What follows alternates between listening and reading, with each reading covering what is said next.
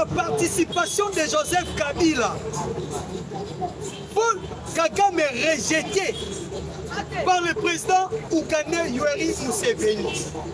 Pourquoi les M23 ont quitté vite la ville d'Uvira? Et le président Félix Tshisekedi, Antoine Tshilombo, s'est félicité aux États-Unis d'Amérique. Pourquoi les États-Unis d'Amérique ont félicité le président Tshisekedi? Et dans à Washington, quelles sont les décisions qui ont été prises concernant la République démocratique du Congo et concernant les États-Unis d'Amérique, précisément Washington? Et dans la francophonie, la République démocratique du Congo s'est décidée autrement. Panamboka, Yamone expliqué Bino. Na moi makambo mingi na uti ko bande bandeli. Na ko senga na bino na bopete.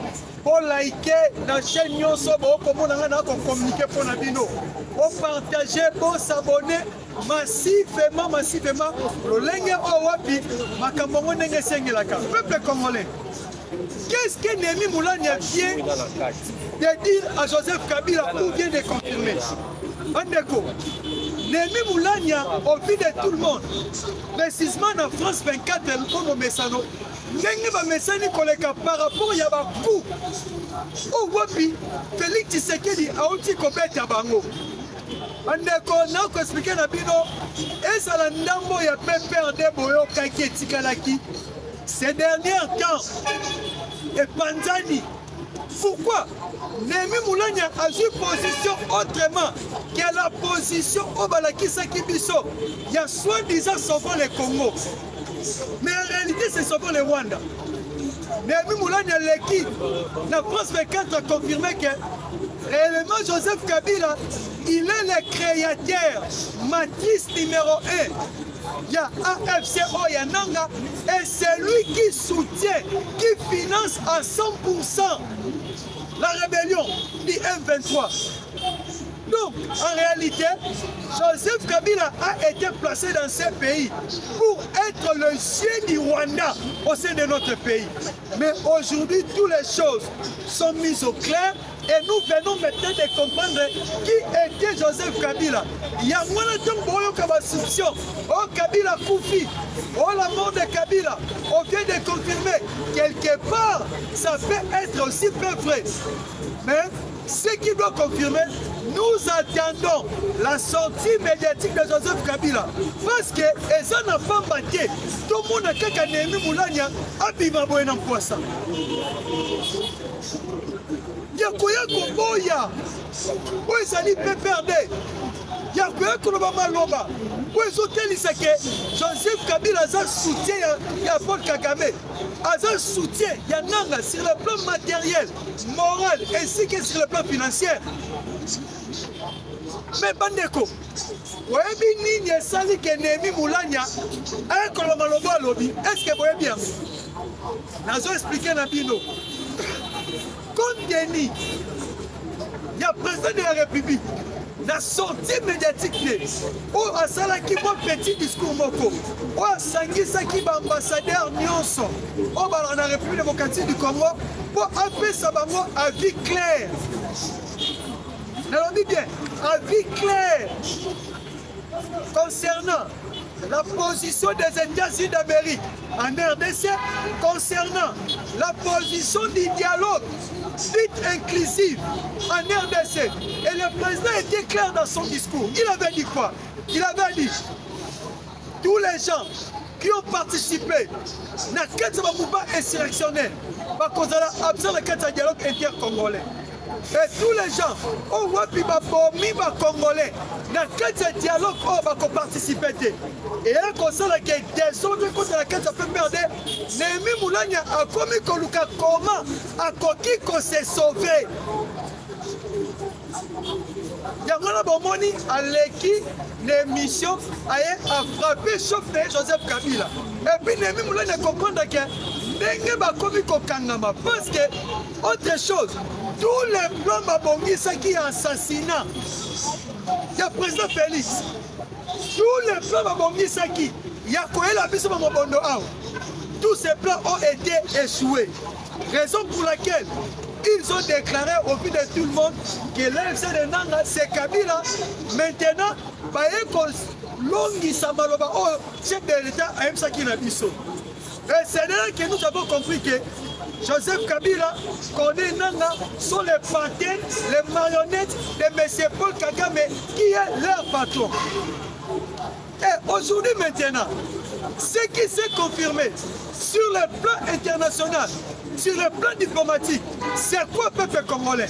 C'est l'isolation de la République du Rwanda sur le plan international. Rwanda tient qui Tembena américain, mais aujourd'hui le Rwanda est isolé. Première chose, on a l'accepté que Rwanda réellement est isolé. Bandeko, on like, bon commenter, bon partager, mais bon s'abonner massivement. Yoka. À la veille, président Museveni a outil concernant les élections, a gagné l'élection dans le dictateur Ndengabilo Boyebi. Et c'est le président Oyo, basé dans la relation avec Saluayo. Mais chose pour laquelle il dit, premièrement, Moutoyo a créé Paul Kagame sur le plan politique. Et ça, il y a Museveni. Pourquoi? Parce que Paul Kagame a tout Ougandais. Sur le plan militaire, c'est l'Ouganda qui a formé M. Paul Kagame. Mais subitement, Kagame outi Rwanda. Aïe, pourquoi Solana Museveni? Makambo est concerné RDC. Makambo est concerné isolation Nabango. Namon. Paul Kagame aïe a félicité non Museveni. Museveni a voulu qu'on s'ala à coller des mains. A voulu qu'on pousse à l'embon et pas M. Paul Kagame. A refusé. Kagame fait si un flair. Tant que son homologue, il fallait à son frère Wana à PCP un protocole.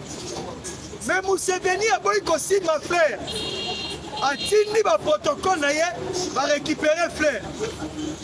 Sur le plan diplomatique, sur le plan des relations internationales, ils ont là qui savent déjà qu'entre ces messieurs et ces messieurs, il n'y a pas de bonnes relations. Et tout est continu déjà entre Yenaye, à côté de Moutunaye. Cela veut dire quoi? Museveni a commis qu'on isolé Rwanda pour les noms isolés pays sur le plan international. Parce que les États-Unis d'Amérique ont déjà décidé que toute personne, pays nyonso, à la contre Nabango, va la sanctionner et pas américain. Donc il faut balanda. Le États-Unis est tracé de là à Congo. Moto nyonso a évidemment qu'à comprendre américain, il faut à la cima. Mais peuple congolais, Nini O Paul Kagame, à part félicitations, à qui concerne le père Yoweri Museveni. Je vais vous expliquer. Paul Kagame, quand il y a isolement diplomatique, quand il y a rejet, où est-ce que c'est lié?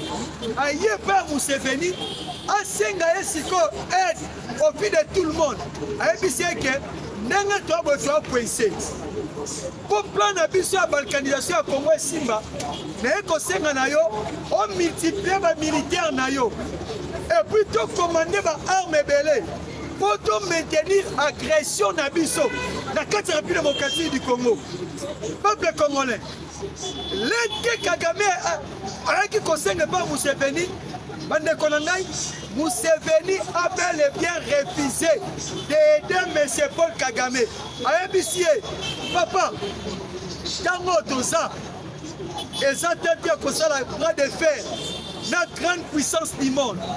Lorsque les États-Unis ont décidé, nous avons préféré, nous avons mis ça dans le soutenir à Kayo. Nous avons préféré, ceux qui ont eu des préférences, on peut même se séparer. Il y a moins de monarchie. Tant qu'on est Nanga Koloba, nous collaborons même pas avec le Rwanda, mais nous collaborons aussi avec l'Ouganda. Ouganda Tindaki, ministre des Affaires étrangères na Bango, a répondre à Corneille Nanga. Vous voyez, la Corneille Nanga. Corneille Nanga. Nous, la République d'Ouganda, nous collaborons avec M23 tocollaboraka mpe na AFCT mais biso tocollaboraka nde na gouvernement congolais pour tout éradiquer fléau nyonso eza ya ba ADF Nalu parce que les ADF Nalu ce sont des rebelles ougandais. La réponse que le ministre des Affaires étrangères ougandais avait donnée à M. Paul Kagame Pena Pantene Obatindaki comme communicateur de guerre de la République du Rwanda, M. Corneille Nangaa. Bayebisi na nanga uzoba na okolatisa yango biso te pousse yango musika tona pousse makambo ya biso te barejete. Donc la minute au peuple congolais, les cartes se dessinent déjà. Aux autres qui s'habillent, faut même l'Ouganda, les parents de M. Paul Kagame, aujourd'hui, il faut rejeter au vie de tous et de tout le monde. Donc, les choses changent. Les choses changent. La puissance de la RDC s'est montrée maintenant au vu de tous et de tout le monde. Peuple congolais, vous savez que Corneille Nangaa dit qu'on s'est sorti médiatique. Alors, la guerre est finie. Maintenant, donc comme si on a terre de construire Grand Kivu, cela veut dire Grand Kivu, Maniema, Sud Kivu, Nord Kivu. La tournée na Corneille Nangaa. La guerre est finie. Oui. Précisément, Nangaa l'a prophétisé et l'a bien dit que la guerre est finie. Mais si Nangaa Valende a expliqué dans Batu, son Nangaa ezali nini? Son Nangaa ezali nini? Parce que c'était le président Tshisekedi qui avait donné les programmes. En finissant la guerre, qu'est-ce qu'on va faire pour reconstruire Goma ainsi que Bukavu et toutes les localités où Wapiba M23, RDF, armée rwandaise et Yaki qu'on détruire. Mais Nangaa qui est plus vite. Mais le même Nangaa a communiqué fini la guerre. Mais hier, ce que je peux vous dire, il y avait un rapport qui vient de sortir. Et ce rapport-là nous montre qu'il y avait plus de 70 morts à Goma et plus de 273 blessés. Mais si Nangaa disent que fini la guerre, comment ces gens ont été tués? Comment ces gens ont été blessés? Bandeko, Makambo Lobby et un de tourné vers Bango. Maintenant, le président de la République nous a déjà proclamé, il a déjà annoncé que fini la guerre au moment où nous sommes. Que fini la guerre au moment où nous sommes. Mais comment? Pendant qu'on a signé plusieurs accords avec les Américains, vous pensez que les Américains vont blaguer avec un petit pays comme le Rwanda? Bandeko, vous savez, ce qu'on a expliqué Bisso, comment Makambu et Zokokendele par rapport il y a un accord de paix, accord minerai et sécurité, auto-signé précisément dans Washington. On a plusieurs commentaires. Tout le monde a commentaire, oh, avant tout Sima, Marco Rubio, il y a Jimmy Rich, il y a le monsieur en question, le nom m'échappe, mais au cours de l'émission, je vais vous expliquer. Herman Cohen, le magicien politique, l'ancien ministre des Affaires étrangères belge, alors Biboy, le monde dans 10 ou 20 ans doit se retourner vers l'Afrique, doit se déduire vers l'Afrique. Raison pour laquelle les États-Unis viennent de lâcher le Rwanda. Et il s'est accroché maintenant avec la République démocratique du Congo. Wana Herman Cohen. Et pourquoi les États-Unis ont lâché la République du Rwanda? Les États-Unis ont compris qu'on ne peut jamais maintenir le développement sur le plan des mensonges. On ne peut jamais maintenir la grande puissance sur le plan des maçons. Il faut aller tout droit au but vers les pays où ils ont un minerai nyonso, où ils ont monde vers 10 ou 20 ans l'élo. Alors, quel est ce pays où ils ont monde? C'est la République démocratique du Congo. Et il y a un moment, président Trump a se décidé qu'il y a un engagement avec le président Félix Antoine Tshisekedi Tshilombo pour signer tous ces accords. Mais nini oye lobami na kati ya États-Unis d'Amérique na kati ya bakouloir peuple congolais kokende ya président de la République na kati ya Washington. Dernièrement, le président de la République a été invité na conférence moko ya ba haut représentant américain où esangisaki ba bailleurs de fonds américains bato basouteniraka Paul Kagame oyo lelo babalukeli mu Congo. Balobi na président de la République, les accords que nous devons signer aujourd'hui, ce sont des accords sur le plan d'investissement, donc économiquement ainsi que financièrement. Ce sont des accords qui vont élever même pas le Congo, mais l'Afrique tout entière. Alors, nous voulons maintenant changer le format de travail. Et le président de la République leur avait bien répondu. Nous devons signer les accords ensemble avec vous. Mais ce qu'il faut savoir, il faut que l'un des dollars qui sera investi au Congo et il y a qu'à investir pour la paix ainsi que le développement. Eh ben d'accord. Président lobi bien, dollar moko bokotia et servir peuple congolais na kimia puis na développement. Autrement dit, l'investissement américain au Congo, c'était précisément dans la partie orientale pour na etiaka désordre. Il y a comme Congolais ainsi que copier minerai na biso. Et c'est pourquoi tous les hommes d'affaires américains s'est décidé de poursuivre la vision de la République démocratique du Congo. Balobi en mot clair et pas Jim Rich. Balobi que nous, les États-Unis d'Amérique, nous avions accepté d'adhérer dans votre vision, de développer votre pays, de booster aussi l'Afrique. Raison pour laquelle, quand le président Fachi Okota, Donald Trump a ABC Sal Mobimba, acclamé pour le président congolais. Pourquoi? Alors, premièrement, c'est encouragé. Et le président que vous voyez, il est admirable, il est puissant. Et Donald Trump, pour conclure, alors que la clé du développement de l'Afrique est entre vos mains. Gaïté, commentaire, Makamo, Trump, alors que Tshisekedi Yango Wana. Et si vous voyez dans le Congo, on dit Tshisekedi de l'autre côté, Tshisekedi de l'autre côté, sans programme, sans vision. Si la grande puissance du monde s'est confirmé qu'il est admirable, le nom qu'on avait simplement appelé Jésus-Christ. Et puis Trump a lobby. Les clés, il y a développement Afrique. Et c'est pas naïo. Quand on est puissant, je te dis tu es puissant pourquoi? Parce que Oyeko Sili Sabitumba, ça lit 30 ans. 30 ans, caméra boni. Bitumba, ça lit 30 ans. Oyeko réussir Kosili Sayango.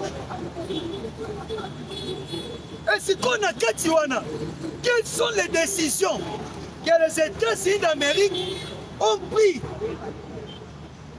concernant le Rwanda? Bandeko, les Américains vont se décider. Parce que le président Tshisekedi a dit clair.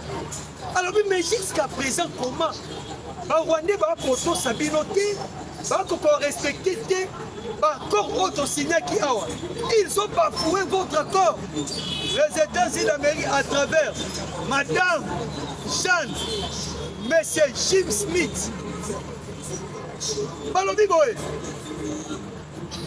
Il faut savoir, le président Tshisekedi, Makambo Nyonso, il y a un accord signé qui entre biso na bino mpe na barwandais tikele yango biso yokola balisusu te mais bapesi Rwanda ultimatum il y a 10 jours balobi dans les 10 jours qui suivent vous verrez des graves sanctions qui vont tomber sur la République du Rwanda. Et le monsieur qui est le chef de la Chambre des représentants américaine, à travers les questions, il y a la journaliste Ariana, l'angolaise, a continué Mituna concernant Makambango. Alors, mais comment Makambango ont-ils alors, non, les marmites ont été déjà cuites. La nourriture est cuite. Et toutes choses sont mises déjà sur la table. Au moins, il y a des gens États-Unis qui va contrôler l'Union a confirmé. Alors bien, les Rwanda au Congo et les M23 n'existent pas. L'AFC de Corneille Nanga n'existe pas. Les Tuanero n'existent pas. Ce qui va Mouteboussa n'existe pas. Ce qui existe au Congo, c'est simplement l'armée rwandaise. Madame la journaliste a continué autour de Mituna. Mais concernant l'intégration M23 dans l'armée congolaise. Mais si on est américain, sont ici. Alors, madame, lorsque j'ai dit que le M23 n'existe pas, ce qui existe, c'est l'armée rwandaise. Comment on peut intégrer une chose qui n'existe pas à une autre armée? Alors, il faut savoir, concernant l'intégration du M23 va intégrer dans FARDC.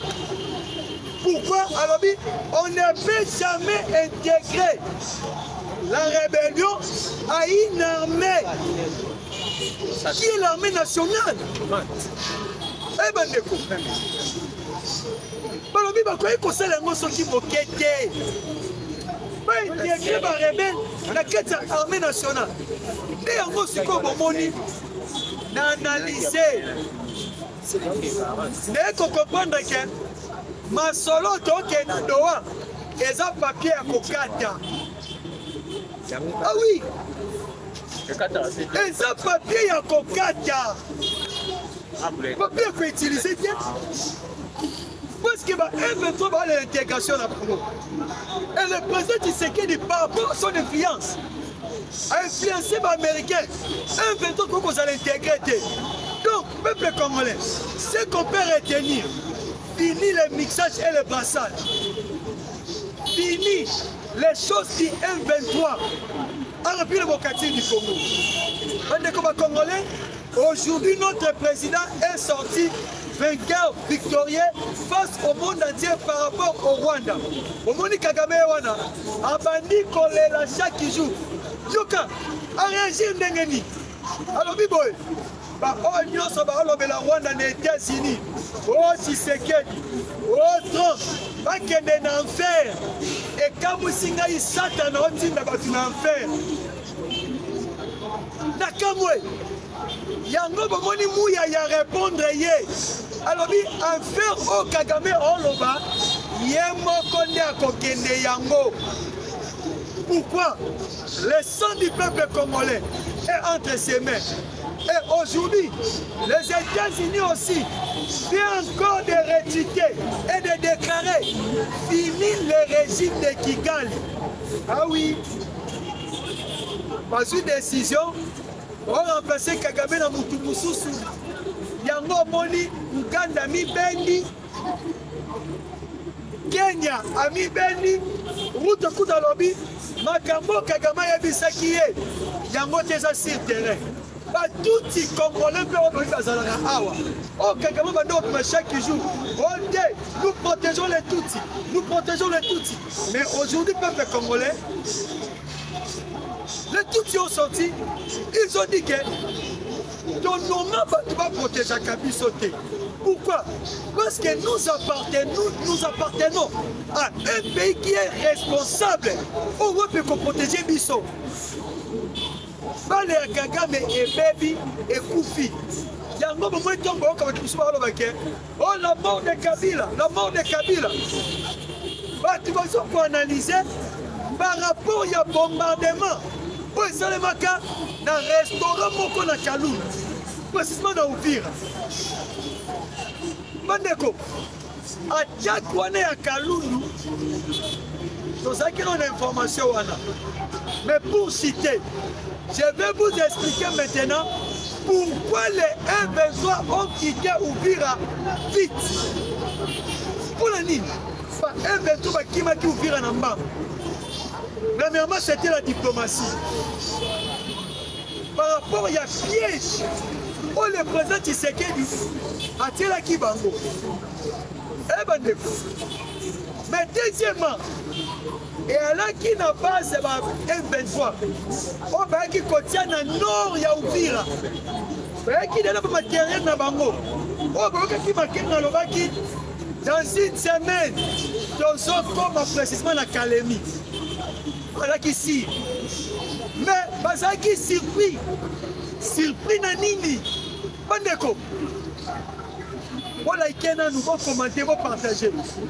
Voilà qui surpris na nini. Le drone CH4, le drone de FARDC, le drone de FARDC ont ciblé la base du M23 au nord de l'Uvira et les avions de chasse de Sukhoi. Bayaki ba FARDC va détruire munitions non ya M23. M23 tango ba munitions bango ezalaki détruite.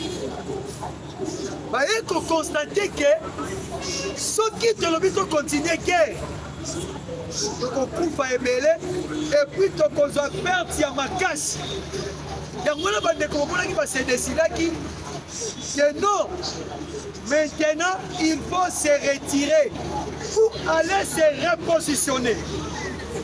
Nanga lobiote, c'était conformément aux accords signés à Washington. Yamoto s'est retiré. Concernant les Doha, Yamoto s'est retiré. Mais non! Frappe des armées congolaises, frappe des armées loyalistes. Yamoto qui constate la claire que par M23 va se retirer dans vos pétés. Alors, peuple congolais, concernant les dialogues, au moins déjà l'Ibanda sur la bêtise, l'Ibanda en bon bêtise. Et Martin Fayulu a dit présent des États-Unis pour enseigner un dialogue. Mais le président l'a bien dit, il y aura un dialogue patriotique. Comme dit le docteur Denis Mukwege. Mais la priorité aujourd'hui, c'est d'en finir d'abord avec les M23, avec l'armée rwandaise au Congo. Mais il y avait quelques mots qu'on va partager entre le président Fachi et Martin Fayulu. Pas d'accord. Voilà, la cannabis sur télévision et Zaline Bonga. Mais chose à retenir. Pourquoi Cholet a créé que États-Unis d'Amérique? Peuple congolais. Cholet a baluki awa. Alobi maloba ya Mathilde Katabana la rwandaise. Les aïki biloko intelligence artificielle. Biloko réseaux sociaux. Mais basali tout chaud la États-Unis à quelques vivre si comme comme réseaux sociaux en live. Ce que tout dit chaud. On a des vidéos, des abattus à jouer, on va aller à Colo. Parce que tu avais participé dans tout ce qu'est le président de la République. Aïe ben na kosala. Yango ko moni ba influencer ba opposant na bango ya nzala. Baba ndoloba oke na kati ba accord wana toteki Congo, toteki Moka. Chole yo tengi yango nyonso. Omoni vente la République démocratique du Congo. Bandoki basilité. Francois Yemba. Bandoki basilité. Mais boy bayango, ba oyo nyonso bazana M23. Comme na bango na Congo atotiango quoi. Ba ko participer lisusu te na makambo etali Congo. Et le président Fachi a aidé Siko à remettre Congo sur les rails. Bandeko ba Congolais, Je pense que eza un être tient terme émission na biso.